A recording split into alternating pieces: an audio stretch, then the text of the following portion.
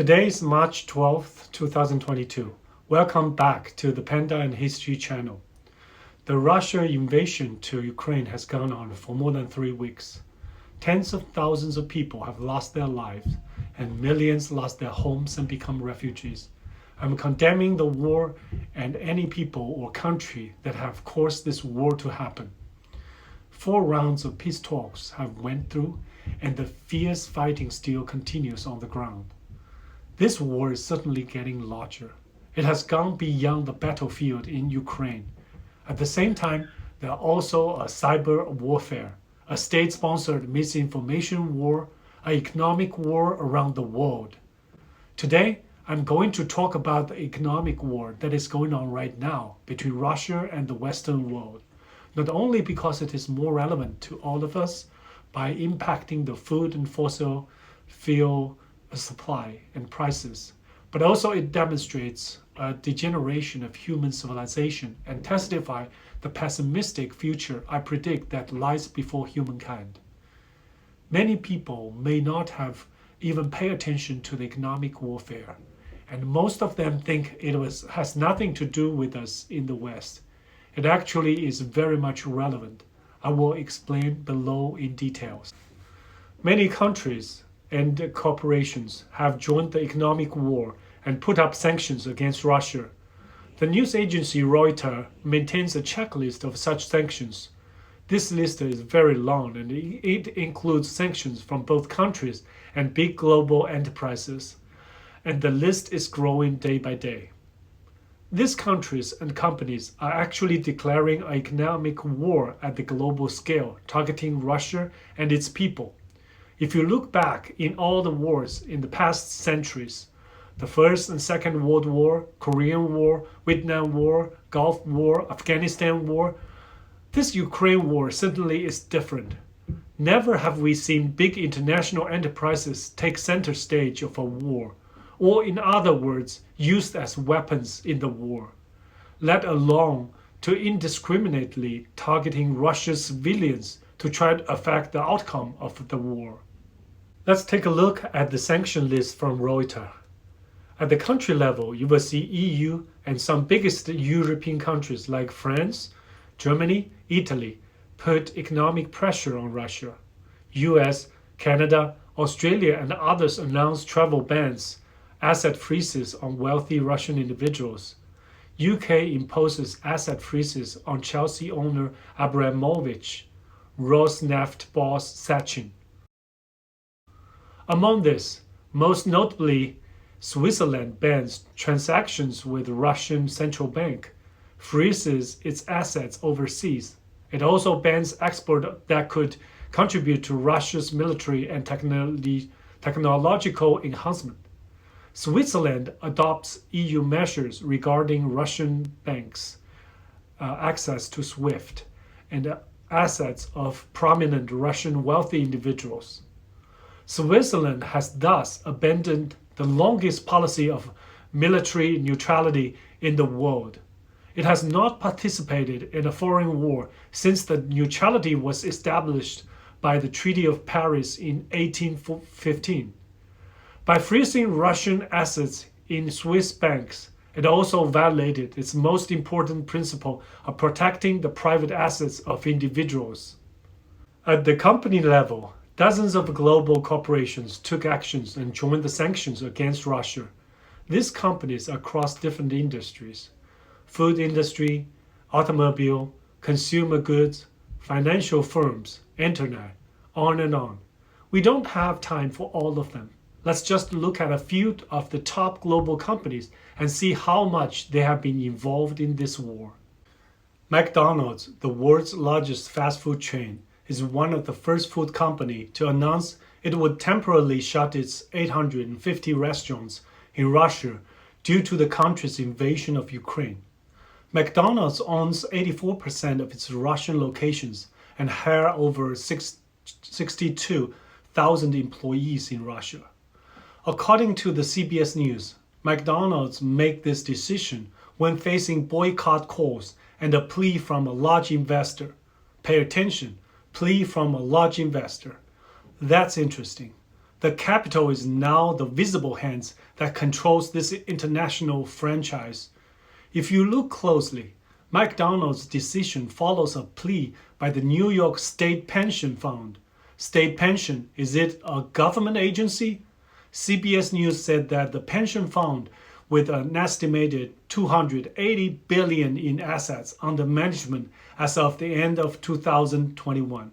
Wow, it seems that the government is using the pension fund, which is actually the pension money of average Americans, and use that as a leverage to force the company it invested to follow its order.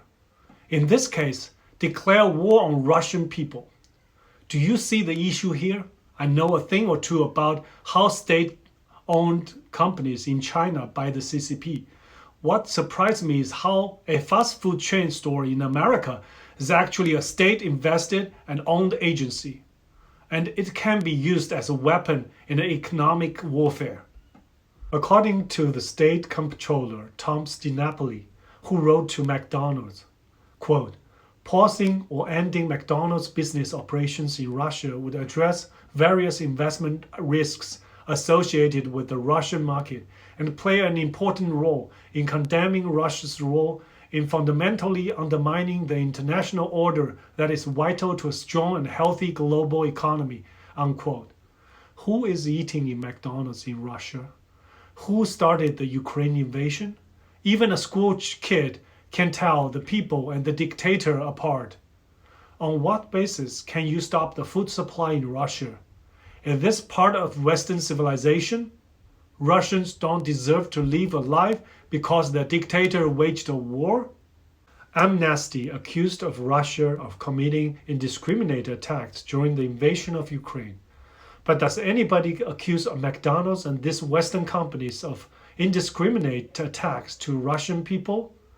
If CCP waged a war in Taiwan, will the Western powers and the companies target Chinese people indiscriminately? The danger this has posed to our civilization is the government trying to use American people's money to control private sector. When the government turn rogue, American people have no way to escape it. Then US government become another CCP, just 100 times more powerful and more persuasive.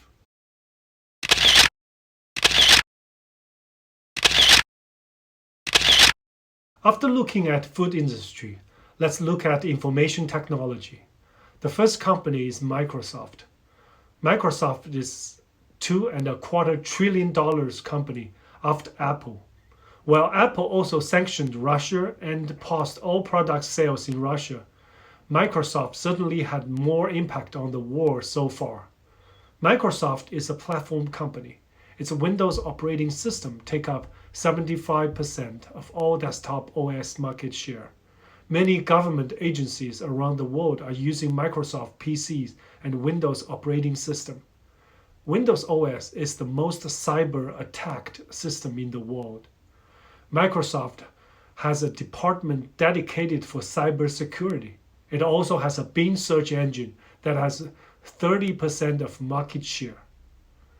According to Microsoft's official blog since Ukraine war broke out, its involvement includes 4 areas: protecting Ukraine from cyber attacks, protecting from state-sponsored disinformation campaigns, support for humanitarian assistance, and the protection of Microsoft employees in Ukraine. Microsoft admits it is a company and not a government or a country. In times like this, it will work in constant and close coordination with Ukraine government as well as the European Union, European nations, the US government, NATO, and the United Nations.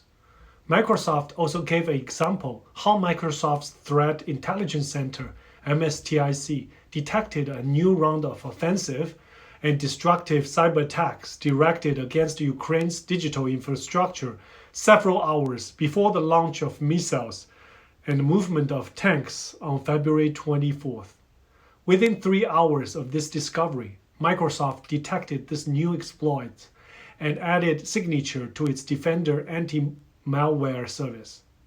Regarding protection from state-sponsored disinformation campaigns, Microsoft Start platform, including MSN.com, will not display any state-sponsored RT and Sputnik content. It also removed RT News apps from the Windows App Store and further deranking those sites' search results on Bing so that it will only return RT and Sputnik links when a user clearly intends to navigate to those pages. From this description, we can see Microsoft actually already become an active player in the war and coordinate with the governments. With a massive number of desktops around the world, Microsoft is actually even more powerful than an actual army. Unlike McDonald's that is forced by government investors, Microsoft is more influenced by government contracts. Still remember the 10 billion JEDI contract of Department of Defense? Amazon and Microsoft are fighting hard for it. US government is also big customers for the Office suite and Windows devices and services. All this are enough to bend this tech giant to follow government wheels.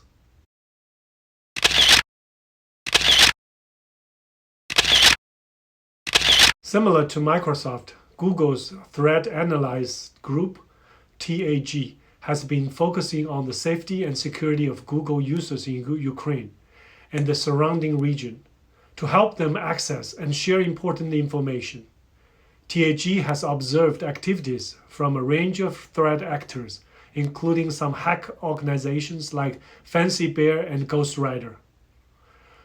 Like Microsoft, Google is filtering web search results. Like Microsoft, Google is also filtering and reprioritizing the search results of Russian state-funded medias.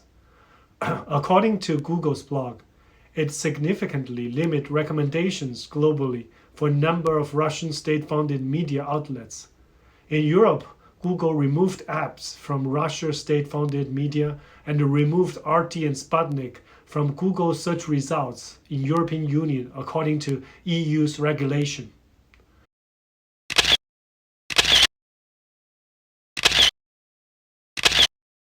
A CNBC report shows that Facebook temporarily allowed posts on Ukraine war calling for violence against invasion Russians or Putin's death. Meta platform will allow Facebook and Instagram users in some countries like Russia, Ukraine, Poland, and some Eastern European countries to call for violence against Russians and Russian soldiers in the context of the Ukraine invasion. According to the internal emails seen by Reuters in a temporary change to its hate speech policy. This is not surprising. I will never expect Facebook's policy to be consistent anyway, given its history of censoring user posts. A few days later, CNBC had another news story to revert that claiming of users can't threaten to kill Russia's President Putin, possibly responding to reports that the Russian government is considering designating Meta as an extremist organization for its policies in support of hate speech. Meta President of Global Affairs Nick Clegg added, quote, "To be clear, we are only going to apply this policy in Ukraine itself. We have no quarrel with the Russian people. There is no change at all in our policies on hate speech as far as the Russian people are concerned. We will not tolerate Russian phobia or any kinds of discrimination, harassment, or violence towards Russians on our platform," unquote. Facebook, or Meta, is a social media monopoly allowed by the US government to control the information in internet. It has not become a monster in one day. It has at least gone through 17 mergers and acquisitions, among them many billion-dollar companies such as Instagram or Oculus UF and WhatsApp. It has been following government footsteps very closely. Not sure if it is controlled through government investment or government contracts, or deals that allows it to merge other small media companies to create a big monopoly. In my opinion, a true democracy country should never allow mergers in media or social networks that will hurt and kill pluralism in a civilization. In the end, it will inevitably grow into a government agency and propaganda media itself, or even a political machine or war weapons to collect and control human sentiment, just like the Cambridge Analytica scandal a dozen years ago, and what it had done during the last US election.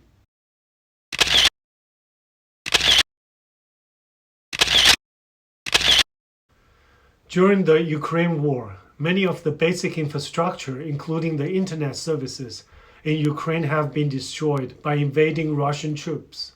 However, SpaceX Starlink satellite internet service is still active in Ukraine, and more terminals are being sent by CEO Elon Musk. Musk's donations were in response to a plea last week from a senior Ukraine government official to provide Starlink stations to the country. Putin the Joker said, "Starlink and the SpaceX recyclable rockets does look more and more like military products. And the claim of using SpaceX rockets to migrate to Mars is just as ridiculous as the metaverse and shouldn't be realistic in the next 50 years. Can you imagine creating a startup and find investors for technology that is serving customers that is 50 years away?" I will make a special video on Elon Musk and his company SpaceX about who he actually is. According to Business Insiders, Musk on March 14th challenged Putin to single combat, with the stakes being Ukraine. In his Twitter posts, he told Putin that he could bring his bear to the fight between the two.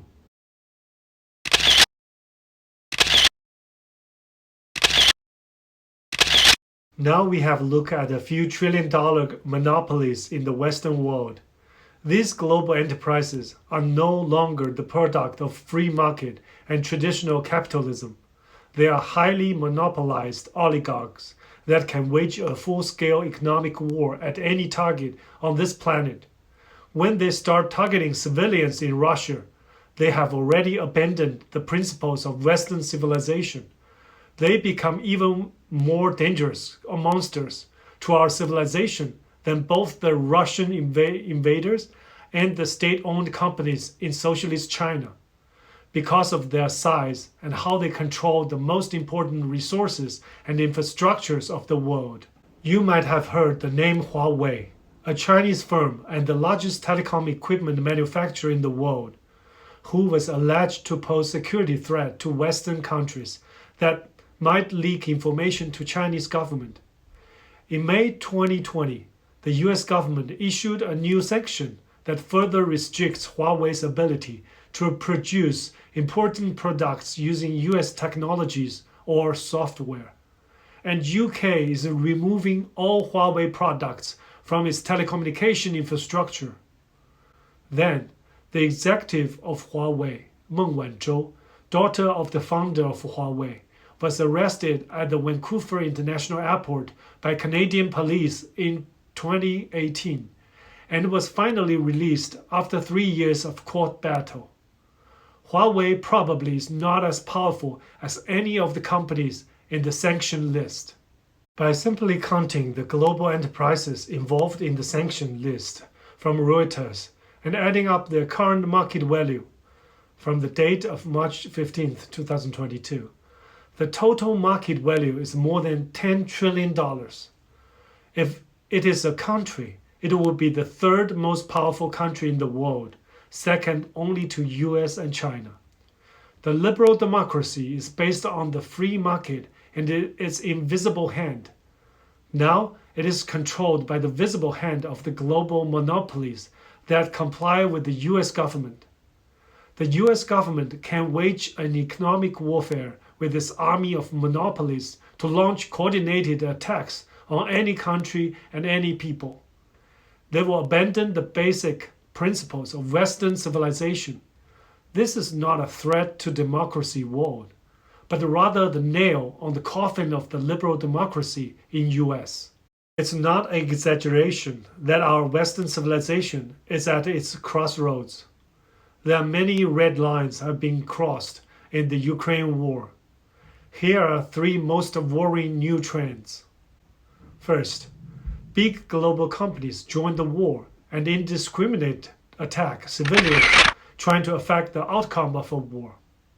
Second, filtering or hidden other sides of news to US people so that only one-sided information can be shown to the US people in the name of protecting against misinformation. Third, shrinking of the private sector and the rise of US state-owned enterprises. Let's review one of my favorite quotes. Quote, "He who fights too long against a dragon becomes a dragon himself. And if you gaze too long into the abyss will gaze into you." Unquote. Friedrich Nietzsche. Government and its controlled monopolies have become dragon itself. For those overseas Chinese who have high hope for the US to propagate the value of liberal democracy, they might get disappointed, as Biden administration has made it clear that they are not looking to overturn Chinese government and its political system. It is an ultra-clear message that US is not fighting for value and for the Chinese people, but only for its own national interest and corporate interest. We always want to admire superhumans and let them protect us. What if the superhuman turns into a villain? Those superhuman characters in Marvel's cosmos are perfect, kind. They can always fight back the dark side. These big corporations and the order they try to maintain is only another monarchy at the global scale, so that the poor countries will stay poor and exploited forever, and the rich countries can stay rich forever by exploiting the cheap labor and resources from the developing countries. Big enterprises seem powerful. They are actually extremely weak. When a superhuman turns into a supervillain, it would not win or terminate the evil, and the dark side will only grow stronger. I thought the ending would not be good. China's history showed us how the Chinese civilization stalled. It all happens in the Qing dynasty, when Qin Shi Huang first united China by uniting 6 smaller states. Then the 2,000 years of monarchy came into being. Class mobility froze, and for 2,000 years, there was no advancement of science and technology. Not a single significant invention contributed to modern civilization, even after the communist CCP takeover in 1949.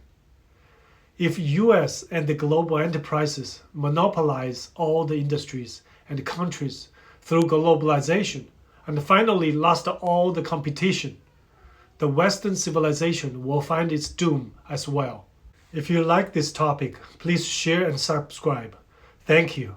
I made this in my spare time, even though I have many topics I would like to talk about, but my ability to process the video is really slow. So any support would be appreciated.